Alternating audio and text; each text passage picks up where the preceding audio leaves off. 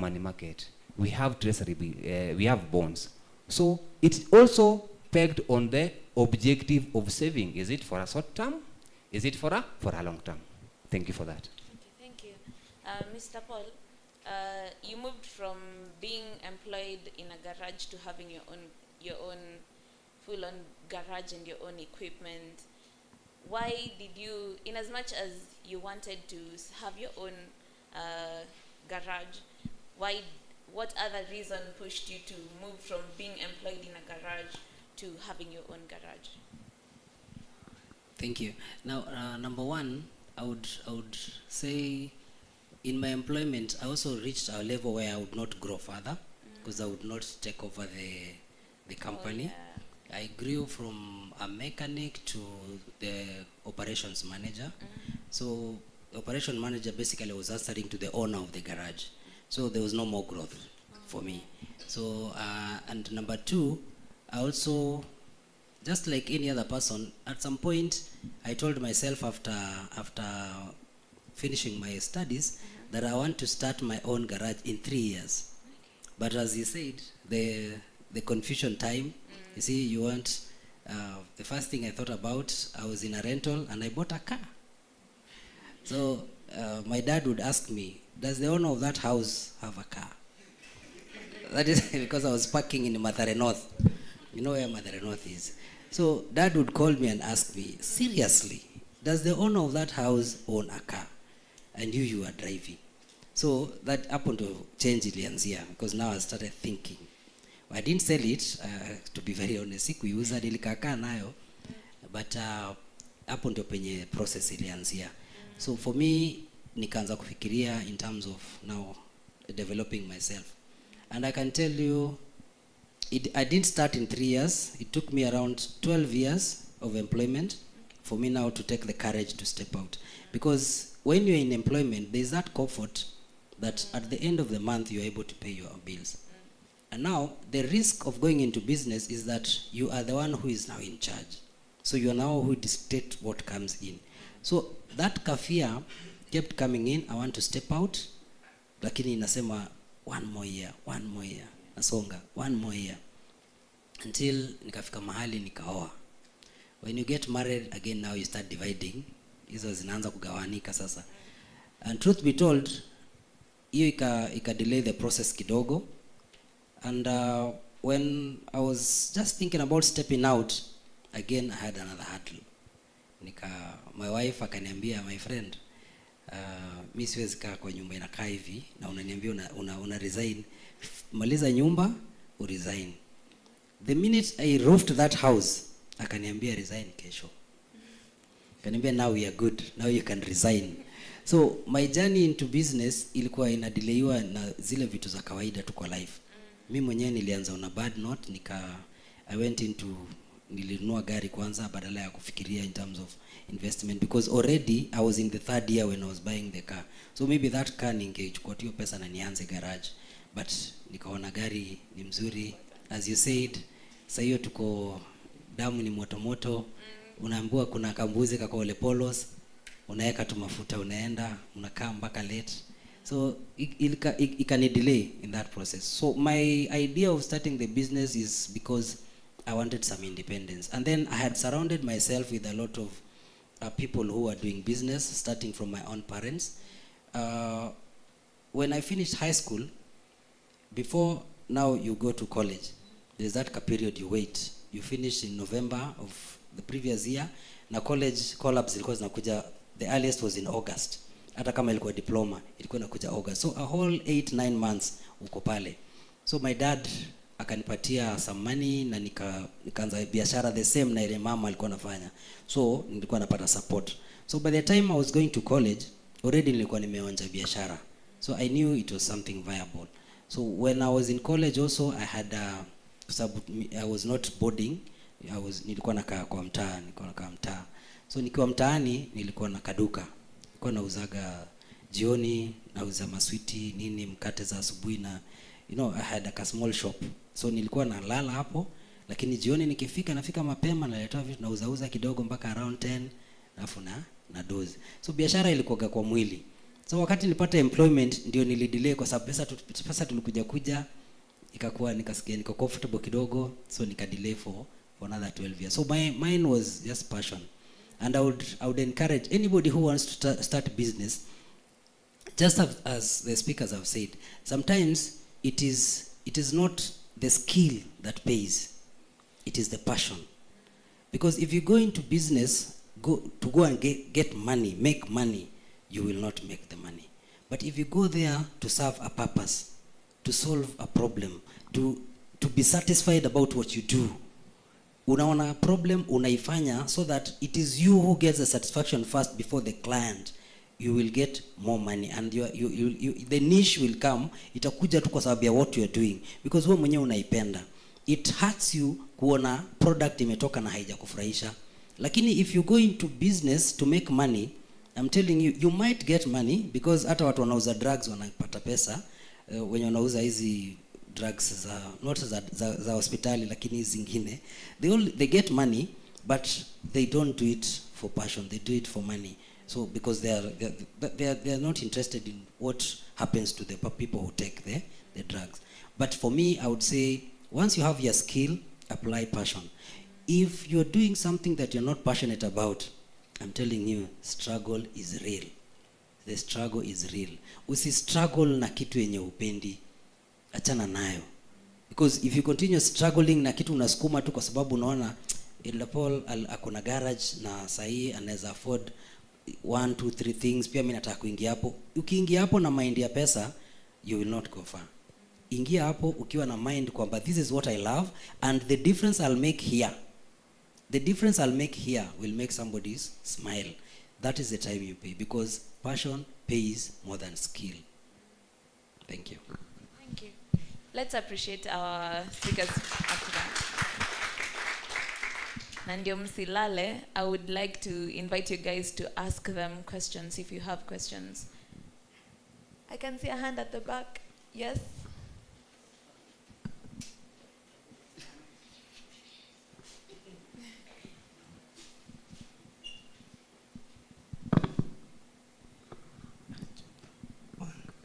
Thank you everyone. So I have 3 questions. Number 1, our guest there, Eric, has said he is also a financial advisor. So on the bare minimum, I'll give you 7,000. What will you say is a sound investment that I can make that can help me reproduce or give me returns? 7,000 bare minimum. Okay. Number 2, it's also addressed to you. So I'm scrolling through YouTube and I see a 500 million Kenya shillings house. Okay? So najiuliza, nimefanya math hapa. Nikiwa na payslip ya 150,000, hadi gava isikate nisikule ni save 150,000. I'll need 3,000 payslips. Yet that house is being advertised and somebody will buy it. Okay?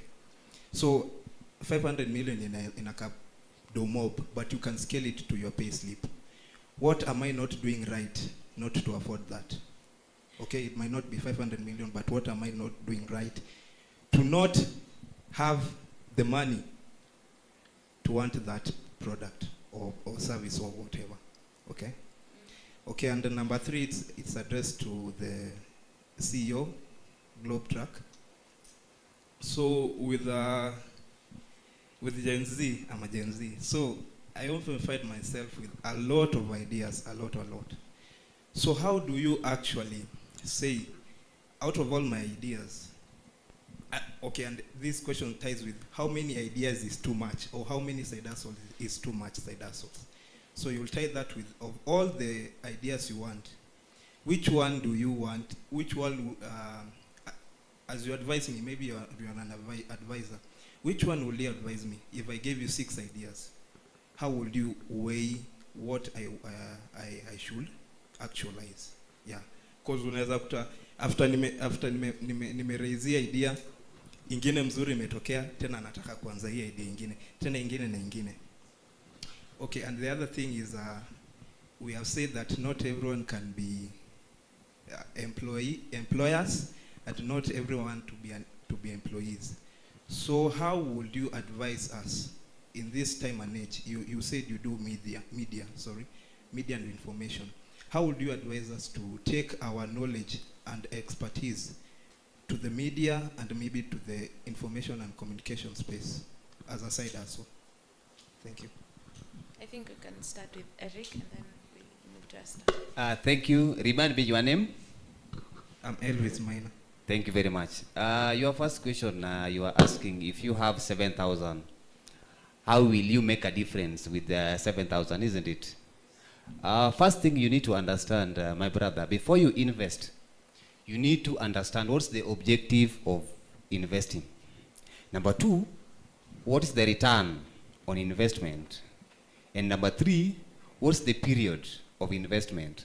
So if you give me that 7,000, the first thing I'm going to understand, this 7,000, I'm going to evaluate what's the return on investment and what's the period and the objective. I started by saying we have SACCO, we have money market, and we have bonds.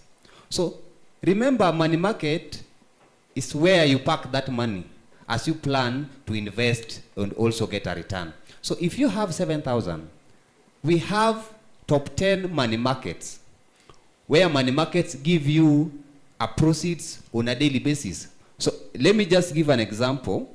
The current top 10 money market, where you can start investing as low as 1,000 shillings. And that 1,000 shillings is going to give you an income. We have a money market called Saiton Money Market. They give a rate at 17%. We have Nabo Money Market. They give at 16%. And the minimum you can start to invest with that money is 1,000 shillings. So if I have that 7,000, with the aspect of saving and the aspect of investment, not business, I will take this 7,000 and invest in any money market with the mind that I have to consider where I'm going to get a higher return. So if I have Saiton giving us 17%, we have Jubilee Money Market at a rate of 15%, if we have KCB Money Market at a rate of 16%. So I can take this 17,000, open account with 7,000, open a account with the money market and invest that 7,000. The advantage of investing in money market, you get a daily return. Number two, you can call your money back anytime within 24 hours and get it. At the end of the duration you have invested your money, 3 months, 6 months, or 1 year, you get the return at 17%. But remember, you ask yourself, is my money safe in money market? The question is yes. Your money is safe in money market kwa sababu you can withdraw that money at any time. The money market managers, they trade with your money and they invest on your behalf. So if you have any money idling anywhere, you have 5,000, you have 1,000, invest that money in money market and you can get a return at any time. Is that clear? I didn't get your second question clear. I don't know if you can. So my second question Yes. is, I was scrolling on YouTube. Yes. And I saw a house for sale for 500 million Kenya shillings. At first it looks it looks impossible, but we say we serve a God of impossibility changing. So at the same time you say you can do it, but at the same time also you look at your position and you say, wow, 500 million unatoa wapi? So I think that also applies to where we are maybe personally. So the question goes, I saw the house at 500 million. My pay slip is 150K. Let's assume it's tax free. Aiguzwi hadi sikuli ni 150K na save. It will take me 3,000 pay slips to acquire that building, of which ingekuisha acquire. So what am I not doing right that is not allowing me to get that money? To acquire that house. Now I get your question is. Thank you for that. remember, there are some common mistake we do at a certain period. Sindio? Right now, there are some common mistake you can do without knowing that you have done a mistake. But time will catch with you later, and you will realize that have done a mistake. The first thing you need to understand, before you acquire that 500 house, you have to build what we call a capital base. Because if your pay slip is 150,000, isn't it? Remember, there are some basic needs which you cannot do without. You have to pay rent if you are paying rent at moments. You have to pay school fee. If you have a kid, you are paying a school fee. There are some grocery you have to cater for. So the 150, for you to acquire that house, you have to plan. So we normally advise, don't rush, but plan. So this 150, the first thing you are supposed to do, which maybe perhaps you are not doing right the way you have mentioned it, is that you are not allocating the 20%. You have that 150 pay slip. The 50% is going on the fixed expenses. You remain with 50%. The 20% you save. If you save this 20% in a circle, so this is the right channel for you to acquire that house. This 20%, give yourself 1 year or 2 years. You save for a period of 2 years. Approach a circle. Circles, they do partnership with various companies offering these houses, which you can acquire that house through a circle. So the best thing or the best advice you can take for you to accomplish that dream, save 20% of that 150 for a certain period.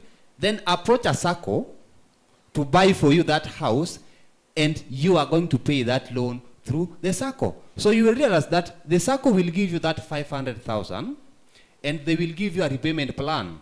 So each and every month, if they give you 500,000, you will realize that you are going to even to pay the loan at a rate of 50,000 per month. Remember, the same 150,000, you are only deducting 15% to pay the loan. And right now you have the house. So the right thing is save, build a capital, approach a circle to take a loan, then acquire a loan to get that house. Because if you deny yourself that I want to save this 150, then you buy the house, there are some basic needs which you are not going to get. Because the 20% you are still saving, you are also going to get a return. In a circle, we have what we call dividend and we have rebates. The same 20, you get a loan, you get a dividend, and you get rebates. So you're saying that the only way me buying this asset is with a loan? That's not the only way, but the best alternative if you don't have that 500,000 as a start. 500 million. That you mentioned that 500 million. That 500 million. Because remember, for you to save 150,000 to get 500 million, it will take you a number of years. How about investments with even higher returns? Investment with a higher return, for example, we've talked about certain money market giving you 16%. Your pay slip is 150, assuming you don't have any side hustles. To be honest, you are not going to commit the whole 150 in savings. Let's assume hiyo ndio nataka. Hiyo ndio pesa nimeweka hapo. Every month I want 150,000. And pay slip is 150? Yes. No. We have to be practical. If your pay slip is let's assume that's my saving, 150K. Oh, that's your savings. Yeah, yes. 150,000. Yes, per month. Per month. Let's do a quick math. We have accountant in the house. It will take you how long to reach 500 million? How many years? 3,333. Will you be there? You will not. Sindio? How many years? Sasa utaingia kwa hiyo nyumba ukiwa mzee. Hiyo ndio shida najiuliza. So, the best thing, and to be honest, we have to be practical, isn't it? Yes. Maybe you are not going to buy that house worth 500,000. Let's be honest and practical. assuming you want to buy a house worth 5 million, practical, so that someone can also get the idea. Because we have people who are in rental and they want to move outside the rental. The best way, and for example, as United Winner Circle, we've partnered with various companies where you can buy a house. So the best idea is you have to save first. Save a certain amount of money. So if you have saved a certain amount of money, then you can borrow a loan. Because for you to save even 5 million, it will take you time. And if you save and acquire a loan, you can still finance that loan and you still get that house. So the aspect here is, or the bottom line is, build a saving and you can get a facility to get that house. Thank you. I think my last question was to Esther, that with the youth having so many ideas, how would you advise that this one is the one that you actually need to actualize it? Having so many ideas, you see there, you see a business opportunity, you look there, you see another business opportunity, there and there and there and there. How will you advise somebody like that, okay, you have good ideas, all of them are good, but for the sake of sanity, maybe take this one first? Okay, I'll go back to what Elder Paul said. Passion is so critical in this journey of entrepreneurship. I don't think I would have said it any better. You've got to be passionate about what it is that you want to do, because then what it helps you do, you drop off a lot of what I like to call noise in our own heads. Indeed, if you walk around, and I do that a lot, and every time I'm driving somewhere or I'm walking or I'm talking to people, I'm usually thinking, what's the opportunity here? So you could you could be talking to me and thinking the way I'm so interested in what you're saying, and I'm thinking, what's the opportunity here? What's the opportunity here? And I start to draw up ideas in my mind of something that I can do, right? But that's now what I call noise. They are there, but there will always be those things that are actually very dear to your heart. I'll tell you, for me, I am very passionate about solving the whole communication, how communication is done, especially in Africa. Because think about it. Sometimes you wake up or you're flagged down by a policeman, or you end up in some funk somewhere, right? And this guy starts telling you, haujui kitu ilipitishwa, hujui unafaa kuwa na hii, and you look at this person and you wonder, really? Like, where was that even told? Even in this era of social media, true or false, there are things which you are told even by your own friends, and you're wondering, how did that pass me, right? Now, for me, communication is something that I am extremely passionate about. So I have been able to now start narrowing down. Yakuza, biscuit, na motura, na nini, I realize that's not my strength, that's somebody else's. But when it comes to communication, I breathe it, live about communication. So you will be able to start to narrow those things down. And I will say this because I have to say it. At your age, right? I'm assuming we are all about our 20s, right? Right? Don't rush yourself for the 500 million house. I really have to say this. Yeah, enjoy the process. Story, Elder Paul. I mean, we are doing life. Don't try to rush to that end of the. Is it okay to dare to dream? Perfectly so, but don't rush. Even with the ideas, start with one. In that idea, what you'll discover is entire you. He said he had to go back and learn how to market, right? Why? Because he realized, well, I'm really good at this financial thing, but it cannot just be that. I have to be able to also sell, right? So you have to keep asking and challenging yourself and finding out, who are you? So with your first idea, You could just discover, maybe I am never meant to be an employer. Maybe I'm never meant to be a business person or an entrepreneur. I'm meant to be an employee, right? You could discover that. With your second idea, you could also discover, you know what? I'm actually a very persistent guy. Or my strength is in this, so I need to build this, right? And then you go along building that. But I'm going to say this again, it cannot happen overnight. It doesn't happen overnight for anyone. And those who are selling and things happening for them overnight, again, like Elder Paul said, we know they're selling drugs, and when I say drugs, I don't mean Panadol. I mean the other kind of drugs or other things. They're doing other things which are largely illegal, right? So don't rush yourself. Build even those small ideas every single day. You could start with the one that will cost you the least is where I would start. The one that will cost me the least. Maybe all I need to do is buy 4 SIM cards. I think SIM cards now about 50 shillings, isn't it? That's about 200 shillings or 250, right? If whatever the idea is and it only needs you 4 SIM cards, start with that one.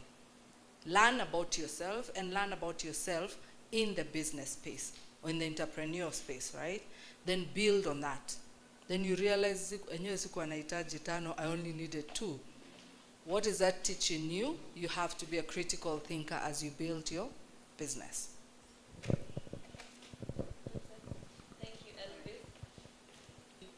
Thank you, Elvis. Do we have anyone else with a question before I can see? Yes, Jose, and then to the hand at the back after.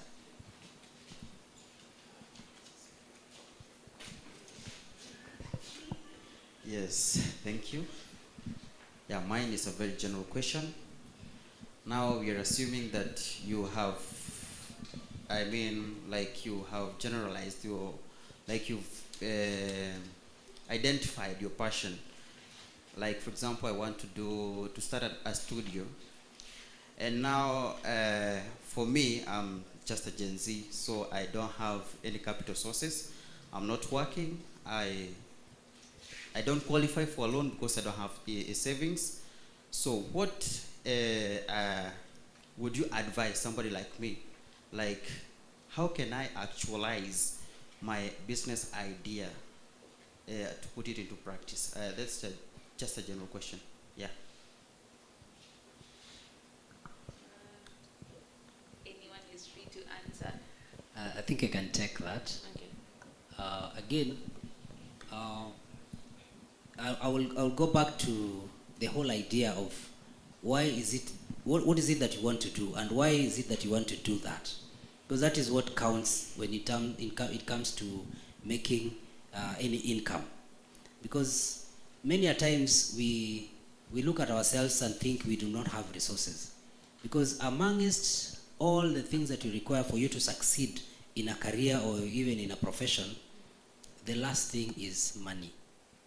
Money is the last thing that you require so that you can actualize your passion. So if you think about money, you will never start. You will never start. So think about what is it that you want to change? What is it that you want to improve? What is it that you want to make a difference in that particular space? Once you do that, now you realize, for example, take an example, our good friend Esther. She saw an opportunity, and she also saw a gap that she wanted to solve. So, number one, she shared that particular idea with the people she thought were of the same mind. Now, they actually looked at the idea, and when it came to actualizing it, that's when they thought, wait a minute, we need money. So money came in as the last. But she built capacity, she got the human resource into the system, and now when everything came into a place, we call them the jigsaw was now formed. That is when money came in to actualize. So when you're thinking about an idea, I think for me, the last thing would be money, because money, you can get it from any source. And again, as she said, if you have no money, there are many other ideas. For example, our Rev said he does a lot of consultancy. I think the only thing anahitaji mostly kabla umpigie simu mwambie kuja for consultancy ni vitabu na internet na kalamu.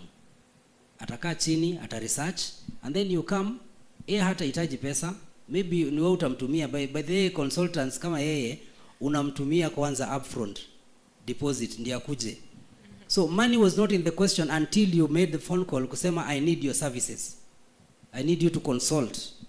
So by that time ndio pesa inakuja. Yeye anafikiria tu vile ata solve problem yako, and then you think how much do I send you so that you can come over.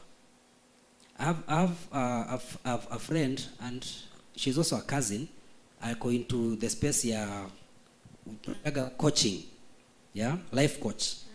She got a gig in Rwanda, and they sent a plane to come for her in Kenya. How much did they spend for her to maybe just going into the internet na aka-advertise kazi yake? How much do you need for you to just push your CV in the internet? Maybe 5 shillings now. Una need data ya 5 bob ndio push hiyo kitu. And she got the gig na akatimua plane, akaenda na akarudi na wallet. So you see, money is usually pale mwisho. What you are serving out there is the most important thing, and you need to sell it properly and clearly, just the same way the panelists are saying. People need to know this is what you solve. Wewe huwa una solve hii, and you're passionate about it. Once your passion goes out there, it will make the other life easy. So you need not worry about money even before you start. Worry about what is it that you're selling out there. Thank you. Maybe in addition to that, to be more specific, you've said you have a business idea, you have no savings, you have no income, isn't it? And how can you actualize your business idea? My advice would be, if you have a skill, get employed, you'll get income, do some savings, you get the capital, then now you can actualize your business idea, because you cannot start a business without a capital.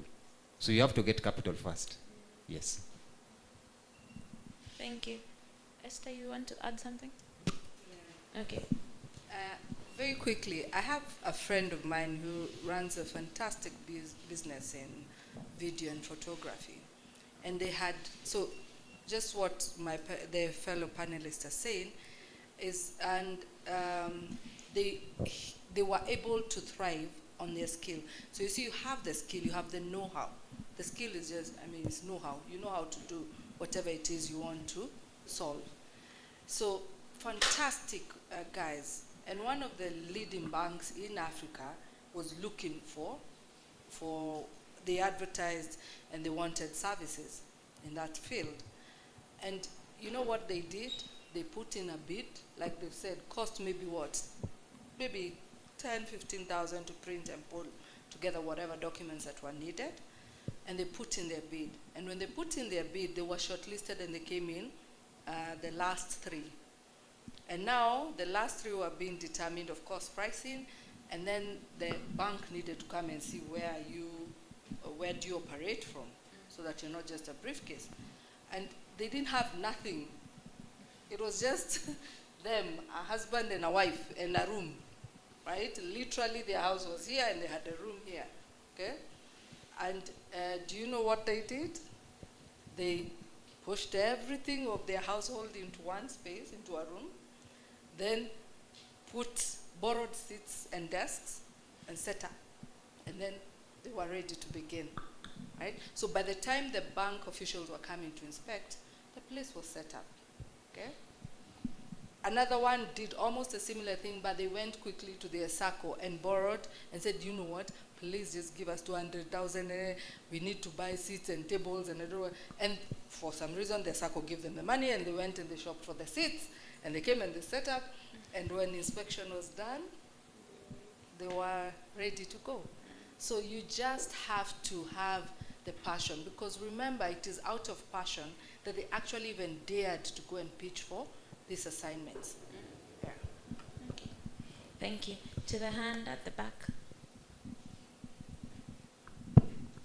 Hello, good evening. I'm Tabitha Mombi Maina. I had not introduced myself. So I have done a bachelor's of education, maths, physics, and I have two questions for the entire panelists. Any of you can answer. So my first question, okay, we have said we have to start somewhere, maybe as employees, and maybe so on, and go to other new heights. So my first question is about experience. I know the panelist is in a position maybe to make decisions of hiring some of the maybe Gen Zs that you have. You have the opportunity of maybe hiring mechanics, the circle. You also have an opportunity of hiring maybe new talent. So I believe I'm not speaking for myself. Most of us youths, we have a challenge of once you get to apply for a job, there's always the hurdle of we need 1 to 2 years experience, 5 to 7 years experience. I've had this challenge for a long time. And as a teacher, I believe most teachers, okay, let me speak for myself. I aspire maybe of teaching in maybe an international school, maybe not necessarily in Kenya, but maybe outside too. So you get to the point of maybe you want to apply for a job in one of the schools. Then you get this, they require, maybe for the physics, for the sciences, what do we call them? For the sciences opportunities, they always seek for maybe 5 to 7 years experience plus. So I'm wondering what has changed in the industry entirely, not only in the education sector, but in all industries. You always find a requirement. We need 3 to 5 years experience, 7 to I don't know what experience. So I'm speaking on behalf of maybe most of the people in this room. Where do people like us get the experience that is required? And I know maybe some of you have already come up with the notion that maybe we need to volunteer, as you guys did, and it's not wrong. But in the international schools, in that space, we are told to volunteer too. But you'll find you're sending so many emails to those schools, but there's no reply. Maybe they tell you, oh, maybe another time, something like of the sort. So on the question of experience, maybe you tell us the shifting that is happening in all industries, that you require all those years of experience, that you can't, maybe the hiring managers can't give opportunities to the people who have no experience. And the second question is on, okay, after the school issue of having experiences when applying jobs, so I just decided to ignore that for a while, because in the meantime, we also have to pay bills. So I started my own company. It's called Tidy Taifa Cleaning Services. So on that, I would want to ask, as an entrepreneur, most of you are, how do you manage your marketing aspect of the job, of the company maybe that you started and the garage? How did you get to build it to a place that it is today, maybe without using your friends? And I know for now we have digital platforms where we can go about the marketing and so on, but is there any other niche that you have left out, apart from maybe using our friends and maybe the social platforms? Thank you.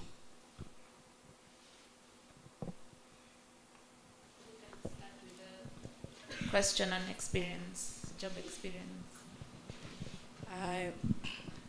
Let me take the one on experience. Now, this is the thing, and you find that as an employer, why you're demanding for experience is because, one, it could be the role that is being advertised for. If you're maybe looking for an operations manager, for sure you will not hire somebody who's just fresh out of college for obvious reasons. There needs to be an experience that comes with that role, right? But there are also other jobs or roles that don't require much. Now, from what I've observed in the recent past, in give or take maybe 1, 2 years, maybe 3 years now, is that there's also a gap that is clearly emerging. What is this gap? You want to come and work in my organization, right? And you want to buy a 500 million house in 14 months, right? And like I said, by the way, dare to dream. God answers prayers. That I am living proof, right? But you want to, we also have to be practical in this life, eh? You want to buy a 500 million house tomorrow or in a year, okay? So what attitude do you walk in?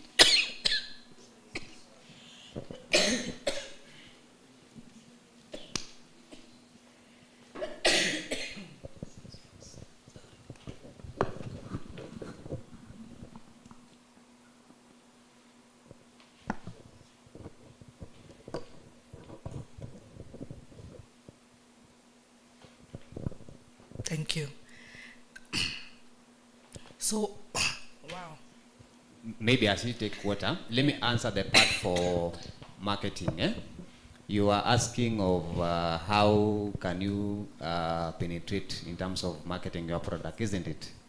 So in marketing, we normally have 2 strategies. That's now the blue ocean strategy and the red ocean strategy. In any business, in any product you are selling, you have to ensure that you embrace this strategy. For instance, if you are selling a product, you have those customers you have, isn't it? So you have to build a strong rapport with this client. And you have to ensure that if a client buy a product from your business or from your shop, you have to develop a mechanism so that you have a good relationship with your client. You give them a call. You bought this particular product. What's the feedback? So first of all, embrace a feedback from your customers. This one will help you develop your product or package your product good. The blue ocean strategy, for example, you have untapped market. You have untapped market. So you have to create a demand. You are selling eggs, for instance, you are selling eggs in a certain region, isn't it? But this is your product, you haven't reach another region. So you have to create a demand in that region. For example, you advertise yourself so that those people, by creating awareness, those people will realize that I can get this product from this place. You are in any product you are selling, you have to ensure that the blue ocean strategy, you create a demand. The red ocean strategy, you build a good rapport with your clientele and you get a feedback. Thank you. Yes, thank you for your patience. So what I was saying is you want to have the 500 million house, and it's okay to want that, but you want it in 12 months, okay? So the moment you walk into my office, what attitude have you come with, right? I need to be living a 500 million house in 12 months, right? You won't be rude or anything, but that's your driving force, okay? So what will I say? We are in the last 3 years, and I speak with a lot of authority on it, is that's what we have noticed, that you either meet me where I want to be, or you and I don't have much to talk about, okay? So you find somebody has no experience, or maybe has 6 months volunteered in their father's shop or somewhere, and then they come and they want to tell you that now, you know, I have a master's in development communication from USIU, and you know, so I need to be earning a pay of this much. And you say, fine, the pay is not even the issue, but what do you bring to the table of GlobeTrack? And someone is like, yeah, but I am educated, okay? What am I speaking to? The biggest challenge that employers are now facing is really an attitude problem, okay? In my company, I do not hire people purely based on their level of education or their work experience. I'm the last person who decides if you're going to work with us. So you have to meet me before we decide if we're going to have you on board. You'll have met the rest of the team, but I'll make the final decision. And for me, it's purely to know, who are you, right? Are you even honest with yourself to understand that you got out of college yesterday, right? You need to work somewhere to even just gain work ethic. You know, to know what reporting time, those things they try in campus to tell us to get to class at particular times, but there are classes which start at 11, isn't it? So you'll wake up at 9, right? There is no job you'll be required to report at 11 or midday, isn't it? So you have to, for me it's now to understand that, what do you really even understand yourself, so that I also get to know, what are you passionate about, okay? Are you just here because, like Elder Paul said, you just want money? Like you're here just because you want money? And it's very easy, because it will come in the conversation that we have, right? So what would I say? Work experience, it is now becoming a thing because of that, okay? Are all doors closed? No, right? If you want to teach in international schools, have you gone and told them, you know what, if you give me bus fare just to get me to and fro, and now you don't decide that, you know, I come all the way from Mombasa every day so that the bus, no, be real and say, this is what my bus fare is every day, this is what I would want to do for you, right? I can come in 3 times a week, and we see where we go from here. Again, persistence, you have to, but then you have to nurture that in every one of us, because 99% of the time will be no. Everybody here can tell you, the times you're told no are more than the years you've been on this earth, or the number of hours you've ever lived on this earth. But you have to be persistent, because I know what I want to get to you. I already know what the gap is. That's where my drive is. That's where my passion is. Now, I have to convince you. So you say no today, you say no tomorrow, you say the next day no. I keep coming back until you tell me, okay, you know what? I'll give you a chance, right? And I'll only give it to you for 2 months. Now, those 2 months, even my team in the office knows, we give it our all, like 145%, right? It's because you cannot afford to lose that. And like Mirema has also said, you have to talk to people so that you get feedback, right? Even for you, regardless of the industry or the sector that you are in, you have to talk to people who are in those sectors. Which takes me back to the first thing I said. We all didn't say what we do. We said what we do, but we didn't say who we do it for and how we do it or where we do it from, right? In here, maybe there's somebody's uncle's cousin's nephew who has an international school who's looking for, right?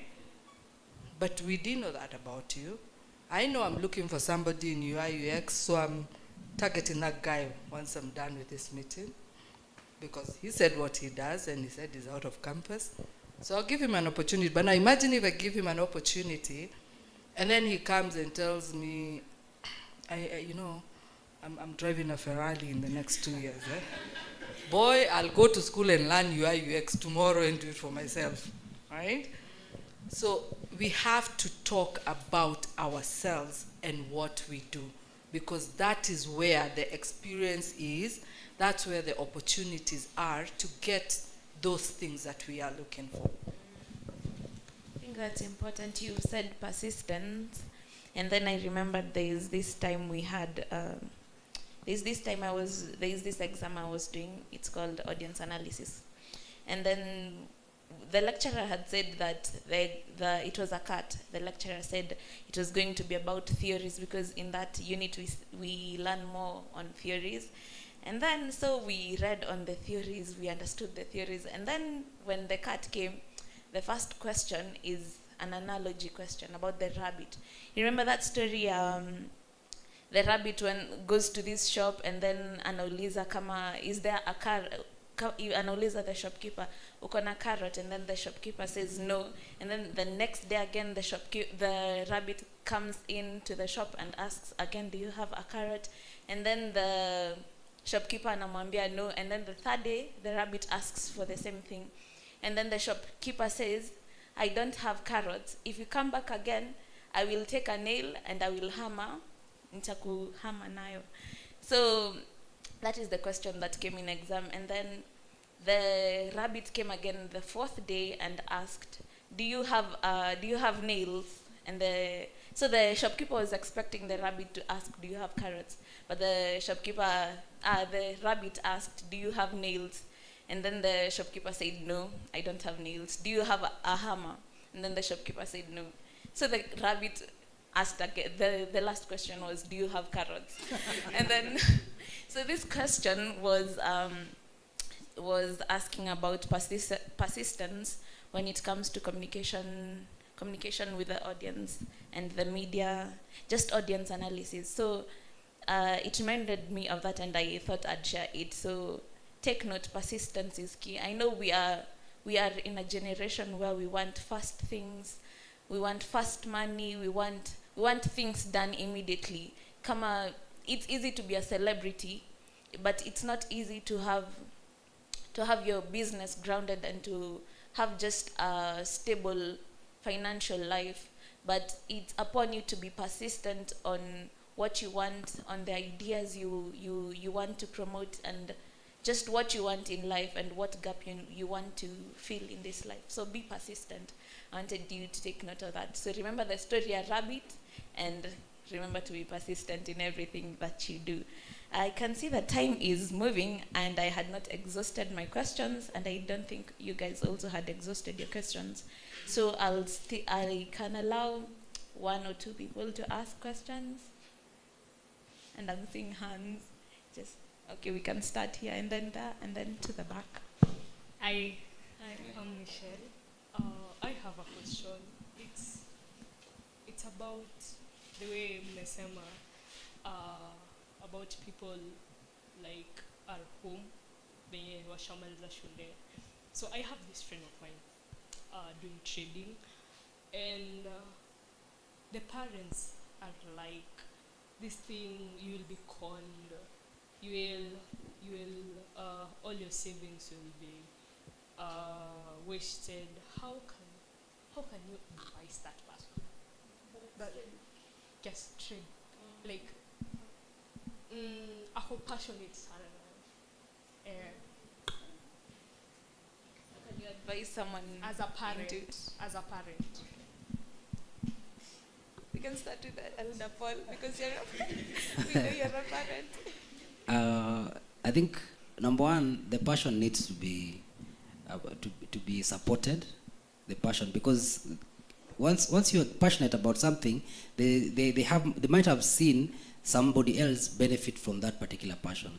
So me as a parent, I would advise that anytime we do a money market or trading, there's what we call due diligence in terms of which company are you investing in. For example, like right now, most of us, we know about cryptocurrency. And so many players have come into the cryptocurrency, and others have even coming, and the model they're bringing up is is exactly a pyramid. So if you don't do due diligence, you will lose it. And maybe that is the fear of the parent. But me as a parent, I would assist them to build trust in their passion. And then number two, maybe I can also assist them in trying to check the due diligence. What is this company? What is the history of this company? Are they credible? Are they people you can trust with your money? I think that for me would be the advice of a parent. I would not kill the passion, but I would help in the due diligence. But what if, like, the parent doesn't want to help in any way? Doesn't. Ata Mia, no. The rabbit. Persistence. The rabbit. As long as she's not stealing or he is not stealing, the rabbit. Persistence. Tell her to be persistent. Yeah. As long as they believe in what they're doing. and they have done the due diligence, the rabbit. Thank you.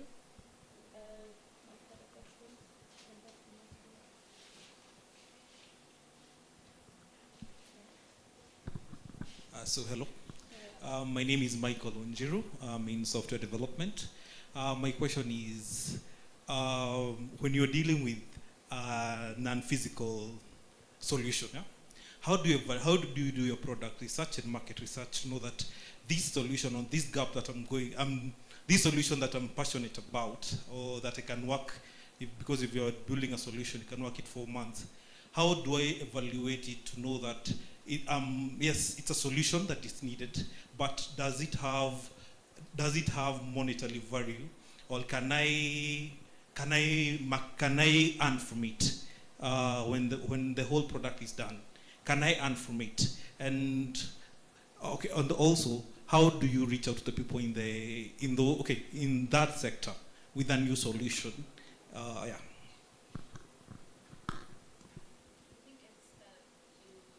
You can answer that question because it's on. Though he's asking about non-tangible, so it's not like physical. It's Mostly software. maybe a skill or the software. All right. For sure, I can see where your concern is coming from, because sometimes you'll share when things are not tangible, it's harder to protect those. We are yet to, I'll be honest with you, we are yet to figure out a way. Even I have had ideas which I've thought, if I tell this to someone, then they might just run off with it, right? But what I've come to also learn is that you cannot live in that fear, okay? You have to do due diligence. You have to, and like I've said, start associating with people who are in that space, because then they will tell you, like if I went to Mirema today and I told him, there's somebody who's telling me, if I put 500,000 here, in 2 weeks, man, 50 million, I'm sure he'll just look at me and tell me, Esther, go home and sleep, you know? Because if that was the case, then literally everybody would be doing, isn't it? But because he's an expert, he'll tell me, this cannot happen unless there's something he also is missing, which then he probably tell me, let me go and research about it. So the same thing, if you hang around people who are in that space, in your space, and who have gone ahead of you, right? You will be able to learn from them, because you will ask them, how can I avoid this gap? How can I avoid, but what if my software is about this and this and this? What if, you know? Then they'll tell you, if you can speak about it, but do not give this kind of information, or like what happened for me, let me introduce you to somebody who can help you grow it, right? Because, like I've said, the choice is to either try or live in fear. If you live in fear, you'll never know, okay? But is there a way to try and do it safely? Yes, there is, which is by associating with people who have been there. Again, the people who you meet in everyday life, okay? And I think most of us will probably start from there, where you'll maybe get into a volunteering job, or a job that is just paying you basic, and you go building on that. I'll give you an example, like when people are leaving, and I've seen it even in my business. And you've hired somebody, and they've come, and they are literally graduating when they are working for you, right? And then once they graduate, and then they've stayed maybe for like a year, then the uncle sees, hey, and this guy amekoma, ameanza kukaa kama mtu anajua kufanya kazi. Let me find him a job in some bank. And they find him a job, and he gets the job, right? Or they just apply and they get a job somewhere. Then what do? They wake up tomorrow and leave, okay? They don't serve their notice, they don't say they're not coming to work, they leave, okay? So what happens? They'll go, and be bankers or whatever. But probably this person was destined to be an entrepreneur or an employer or business owner, right? In all his family and his friends, when he looks, he cannot see anybody who can guide him in that direction, right? So who does he start to think of? Me, right? And you start saying, man, how can I talk to? How can I reach out to Esther? But remember, you burned that bridge, okay? What am I saying? Even as you start with those ideas and the people you're meeting, he said something very important. Your network is your net worth. It's as simple as that. They're the people who will bridge you to the next. They're the people who bridged me to my investor, right? But you cannot do that if you have an I don't care attitude that I'm just getting out of here, I'm done with this, I'm out, I'm out, I'm out. Do the right thing and it pays off. Because tomorrow, if, say for example, I give him the assignment, and then I tell him, you know what, I can't afford to pay you that much, right? He hasn't done any UI, UX job, probably, I don't know, somewhere else. But I'm giving him an opportunity to profile himself, okay? Now, with that, he can go out and say, I did this particular assignment. I will back him up. If someone calls me up and says, I'll say, man, that guy, go for it. He won't disappoint you, okay? But what does that come from? Who are we associating ourselves with?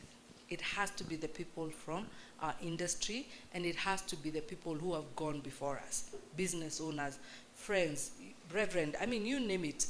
The resources are there, and resources are people.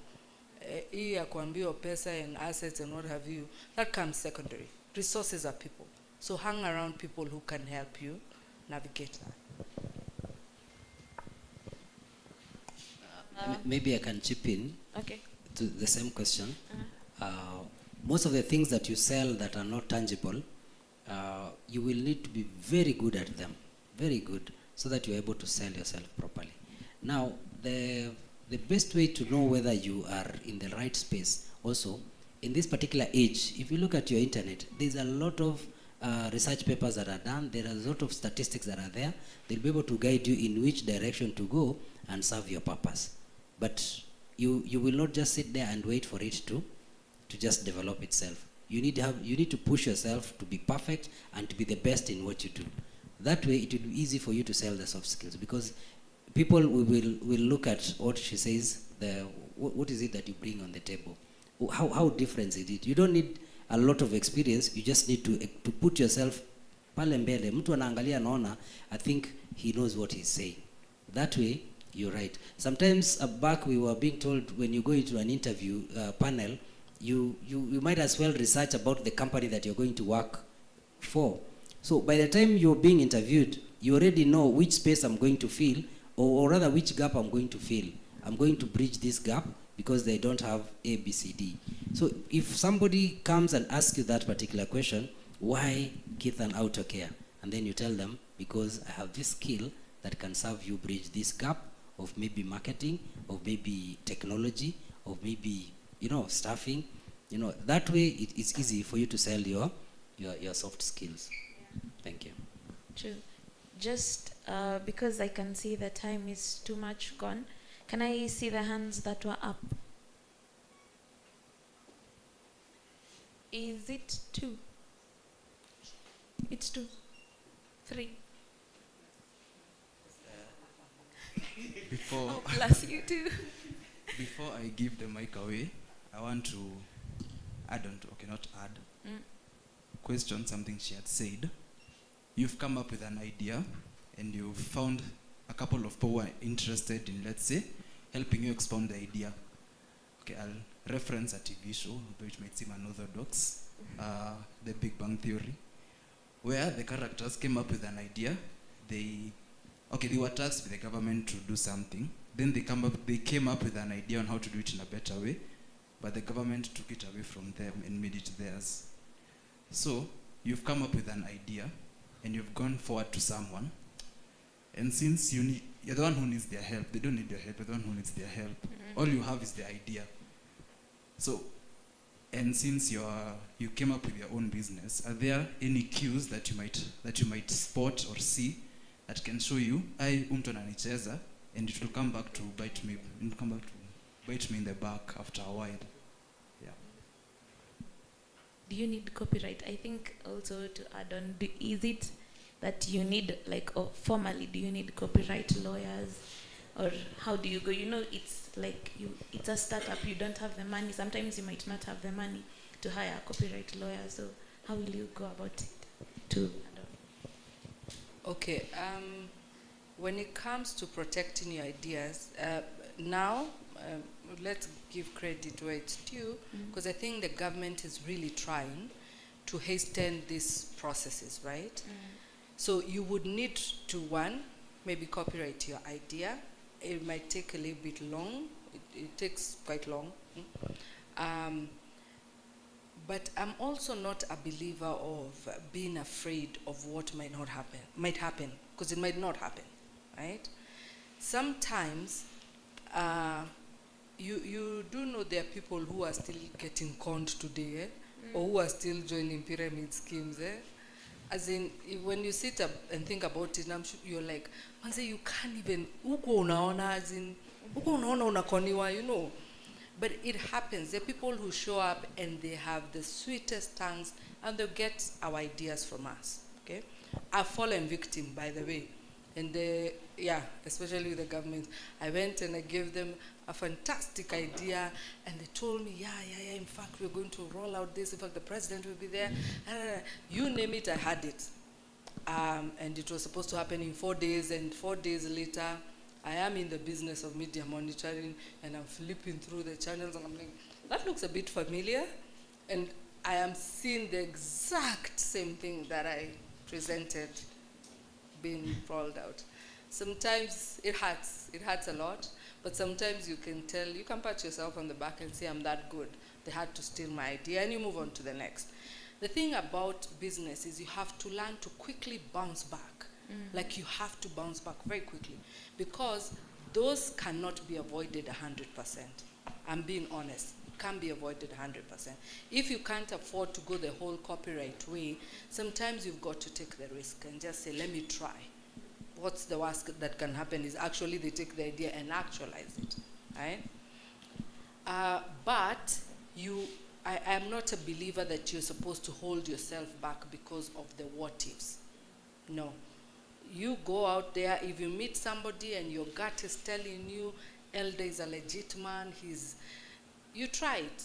If it works, well and good. If it doesn't, then you quickly bounce back.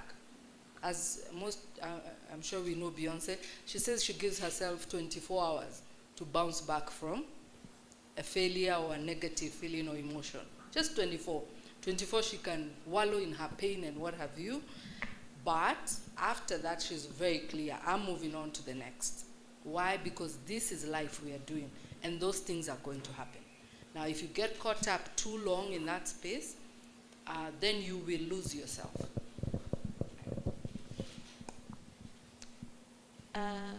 Just the two. We're going to have only the two. Hi. Mine is not really questions. It's more of collective feedback from what we've had. The first one is a comment that you've made about introductions, and that is really key because it's been a thing that has been aired out a couple of times where I've been, and there's something that they call an elevator pitch, where you say who you are, what you can do, and why they need you, not why you need them, because everybody has a problem. So if you are an additional problem, nobody will want you. And then for those of us who are creatives or you do non-tangible work, one of the best things you need to have is a LinkedIn account. That's one. You should have one. Two, always carry your portfolio. So if you're a photographer, have a portfolio, both digital and printed, because sometimes you're in a forum like this one and you've gotten a connection and they don't have time to scroll through their phone. You can just hand in your portfolio or even your printed CV. That's just one. Two, about your ideas, I think she's already responded about copyrights. I feel like right now, patenting of ideas has become very cheap in comparison to before. And I'd like to acknowledge the fact that the copywriting body has really tried to speed up the process. So that's another thing. Well, again, we are all believers here, and I'd say pray over everything you do. There is always a sign where you're going to be conned. If you're that person who believes that God speaks, I believe he does speak to you and warn you before you do something. And then in terms of experience, for her question, I've been through a couple of interviews, and I've spoken to people who hire, and there's one thing I can say for a fact. Experience is not the only thing they look for. You may have the experience and actually lose the job. What they look for is way more, even just how you present your CV. That's normally a distinguishing factor. Just how you write your cover letter is also a distinguishing factor. Also, in terms of experience, like for you, you want to be a teacher. Even let's say, for example, you volunteer in Sunday school, that counts. In your CV, just write that I am a Sunday school teacher in my church, it counts. As little as that, it normally counts. You may think, oh, I'm a communications person, and how did me teaching in Sunday school work? They know more about you, they know more about your character. So it doesn't really need to be in your line of work. Wherever you engaged in, your passion projects, they matter in terms of how you present yourself. Another one is on the 500 million house. Our generation is the microwave generation, and I understand that, but dreams are valid, true. But in terms of anything to do with success, the key is normally compound interest and patience. That's the only way you can succeed. So with your 150,000, you can do compound interest for a couple of 6 to 8 years, and you'll have the 500 million, because when you invest in January, the interest will go into February, and then you invest that 150 again. In 6 years, you might have your 500,000. But again, that needs patience. That means you need to sacrifice that 150,000, and you be consistent in it. So yeah, I'd like to say that. And my neighbor here had a question about networks. You've said network is your net worth, because now there's no time, so let me just help you out. Network is your net worth, and at times you feel like you're bugging people. Let's say you're in a group where you want to speak to people, and you've already done you've come up with your elevator pitch that is only 4 minutes long, and you've done all of those things, but sometimes you feel like you're bugging people, or you've made a connection, and it's like you're the only one who's reaching out.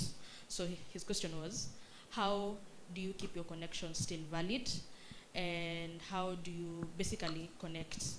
And I'd like to chime in with an answer. Sometimes, especially with in your resume, it's a different thing, but it's something to do about connections. In your resume, make sure you, what are they called? Referees. You keep a warm relationship with them. Don't have a reference person who you've talked to the last time in 6 years. They might not even remember your name. You need to have a warm relationship with them. And like you've said, don't burn bridges. You might have had the hell of a time where you are. You might have had the worst kind of experience. Don't burn bridges. You might find them in a board. You might find them somewhere, and you need them to have a good rapport. So please kindly answer his question. How do you keep the networks here? Okay, thank you. When you talk about my network is my net worth, that's something which is very, very important. For example, Tabi said that she's done education, isn't it? Sindio? Out here we have connection. For example, I've known someone in another sector, she knows someone in another sector. So to keep your network to be your net worth, the first, for example, I know you people have a platform. You have a WhatsApp platform, isn't it? For example, today, now you know Mirema. That's you have network with Mirema. Sindio, I will give out my contact. If maybe perhaps you have a question related to savings, related to financial, whatever, you can give Mirema a call. Hey, Mirema, do you remember this kind of event? You are here. I want to ask something about. Oh, Mirema will realize that I network with so and so. And maybe, for example, if you have a WhatsApp platform, and maybe you feel maybe the admin to loop Mirema in, maybe to answer some related question. Because for you to make the network going, there must be a communication. See, there are people who have done communication. There must be communication. We have to communicate. Hata kujulisha mtu hali, that's a network. It will come to my mind that I've known mtu fulani fulani. And there are some graduate, kuna student who have done some courses and they have graduated. You can realize that maybe something coming to your mind, when will I get internship?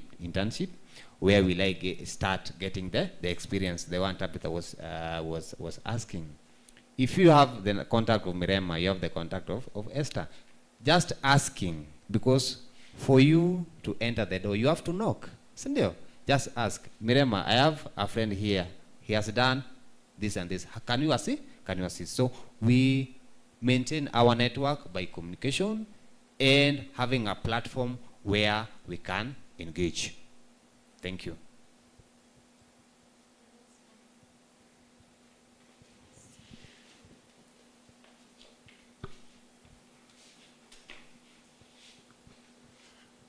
So, good evening.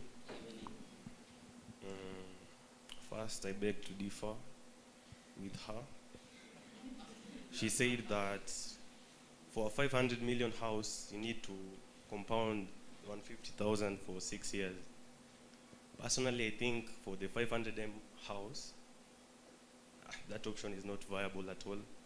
Secondly, you need to have first generational wealth. Or secondly, you have great entrepreneurial mind. That's the second one. Anyway, my question is, if you want to set foot into the financial consultancy world, how do you first get your clients? How do you become a big name? This is for Mirema and Dr. Food. Thank you. That's wonderful. Everything has the beginning, isn't it? Mirema was not born a financial personnel, isn't it? But everything has the beginning. First of all, you must have that skill. That's the bottom line. Because you cannot sell or you cannot give a service on what you don't have. You must have the right skill. So you have to follow the channel to acquire that skill. Because remember, if you have a product, you can sell that product. If you have a service, you can render that service. So the first thing, you have to acquire the skill. Number two, you have to network for you to get your first client, isn't it? You have to network. And network, the way my sister said, you can even volunteer to do, you render some services for free. And rendering that service for free, from there, you build your network. So the first thing, acquire the skill. Number two, network. Number three, you cannot render a service which you yourself, or you are selling a product which yourself you are not patronizing. For example, Mirema cannot talk about financial if Mirema is not saving. If you check my account, I'm not saving. I'm not embracing the 20%. So your take home today from Mirema is, my network is my network. Number two, in any income you are getting, to change your tomorrow, money speak one language. Save me today, I save you tomorrow. Embrace the 20% saving. Number three, which is the final, and this one is for all of us, be it in business, be it in which area. You can start a business, but that business will not thrive. Why? We have what we call debt. Debt management. Ask yourself, do you have Fuliza? Do you have KCB bank loan? Do you have M-Shwari? These small loans, moja, can make you not to do a step in terms of financial freedom. So ensure that if you have a number of loans, there's a presentation I shared with my friend Joseph. Maybe he can share with you in your platform. Go through that presentation. It has everything, how you can be free from debt. Because if you are getting income, lakini ile pesa unapata inaingia kwa debt, inakuja inaingia kwa debt, then you borrow again. My friend, you will not make step forward. For first thing, you have to learn, how can you be out from debt? How can you be debt free? Number one, as I finalize, number one, embrace what we call debt snowball. If you have a bigger loan, for example, let me ask, if you have, I'm asking Sharon in the answer, we have two Sharon. If you have a loan of 50,000 and you have a loan of 150,000. Which one do you start paying? And all of them are in arrears. You have a loan of 50,000 and maybe you have another loan of 1,000. Which do you start paying? The simple term is start paying the smaller loan. That's what we call debt snowball. You start paying the smaller loan. The moment umemaliza hiyo M-Shwari hivi, you feel some comfort. Ile kelele walikuwa nakupigia imeisha. Unanipata? Yes. Back to you, Chair. I think Rev Furi was supposed to answer a question. Yes, we can have him answer. All right. I'm honored to be included in this noble team of consultants. Can I come closer? Or? Yeah. Just to say that I have founded an institute called the Institute of Ethics and Youth Affairs, and that is born out of passion. My passion is that I have noticed that many organizations want employees who have a strong value system, but they don't have an internal system to inculcate those values. So I work with organizations to improve or to inculcate a value system, both for organizations and also generate as individuals personal values. Architecture. I have designed an original program which is called the VAT, Values Architecture Training, which I do work with corporate organizations, I work with government as well, I work with parastatals. And it's interesting how it all began, because it began with just that passion. And I asked myself, how do you go out there? And you can't go out there without a product. So I went out there with a product. And I asked a friend of mine who works with Institute of Public Finance. I told him, I have a good product here, but I don't know how to get it out. I told him, the next time you have it, because he has so many trainings, next time you have a training, give me one session for free. And so I went in and he gave me a session for free. And after like a 4-day training, when they were doing the evaluation, instead of talking more about the finance, they were talking more about the ethics session. And that's how I made an entry into the area of ethics consultancy for institutions. Now, what I have learned is that for you to be a consultant, first is you as the person has to have, you kind of are your business. You are the business yourself. And because you are the one who is really outpouring the skill, you are passing on the skill to the persons that you are training. So you really have, as a consultant, there is no shortcut. You must accumulate a lot of knowledge. You must accumulate a lot of knowledge. And then, that said, then you also have to find a way of now passing on this knowledge to others, to people you work with. For instance, if I'm doing a client for the first time, I have to do it myself. I have to go and do the training myself. And then so that now, the next time that I'm doing a training in that organization, at least they have seen the taste of who I am. So for you to be a consultant, knowledge is a very important thing. That said, you also need to now loop with other people who have particular knowledges, and now you incorporate them also in your training. For instance, I don't have legal training. I've gone to organizations that want to know implications of legal implications of particular ethical problems.